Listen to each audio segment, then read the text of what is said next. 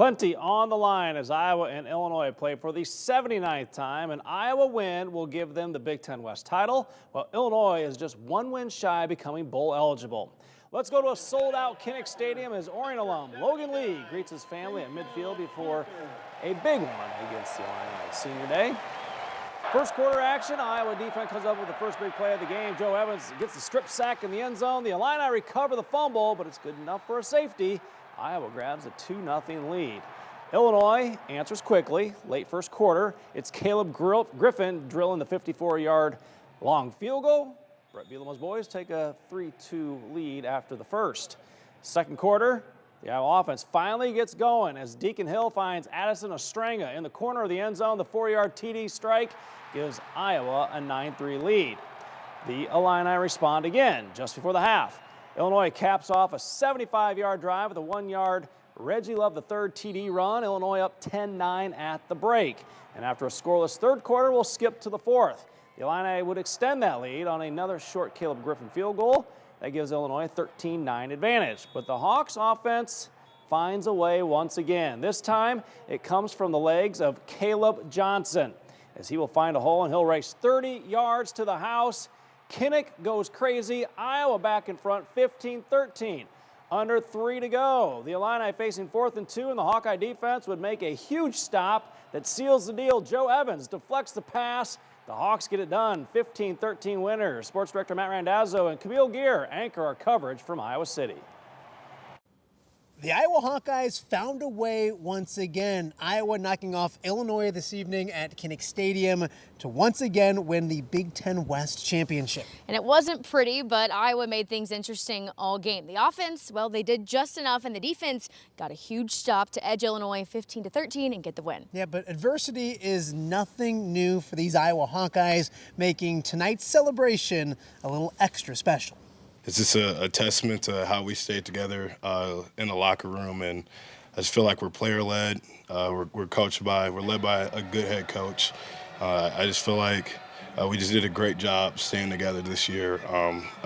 Countless opportunities where guys could have started separating, but that never happened. So good. I'm going to probably get emotional up here, to be honest with you, but we've battled so much adversity. And I'm just so proud of every single person in that locker room, whether it be players, coaches, every single person. And that's why I think it just means more. What we just had in the locker room is crazy. Like, I wish y'all could be there, honestly. But we just had a good time. That's all. I got water all over my hat. Like I said, it's great just to see the improvement of the guys next to me. Even myself, just to step up and be the guy that everybody needs me to be. So it's been great.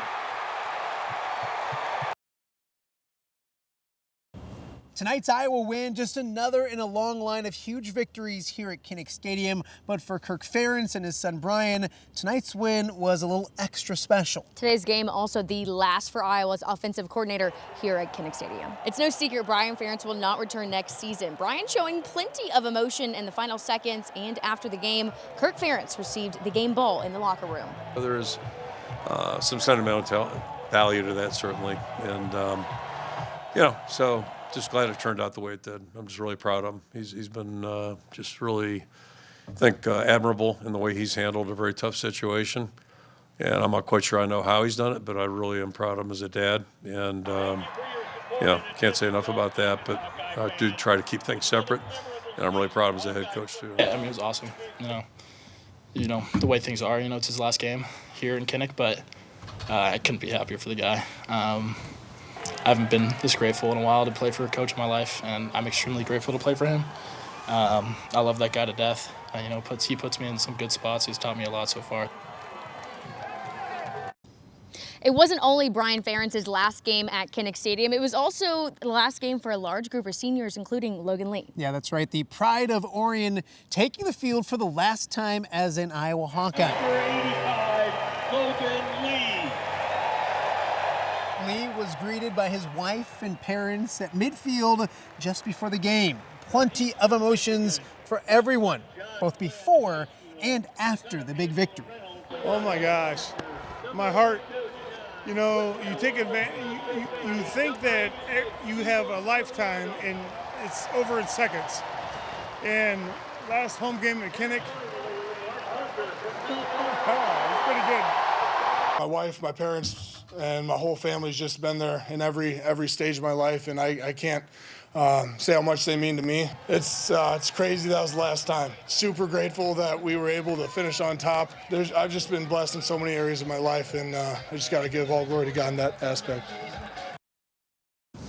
So tonight's victory punching Iowa's ticket back to Indianapolis in a few weeks. Meanwhile, the Fighting Illini still with plenty to play for despite the close loss. And we talked with Illinois head coach Brett Bielema after the game. He said he was really impressed with starting quarterback John Paddock and called him his starting QB moving forward. Really, I know there's a lot been written about it, but I knew literally walking out of the building last Saturday night. Ironically, when I left the building, I bumped into John's mom and his family when I was leaving the building, and I said, "Hey, I'll bring him in tomorrow and tell him." But John's going to be our starting quarterback at Iowa.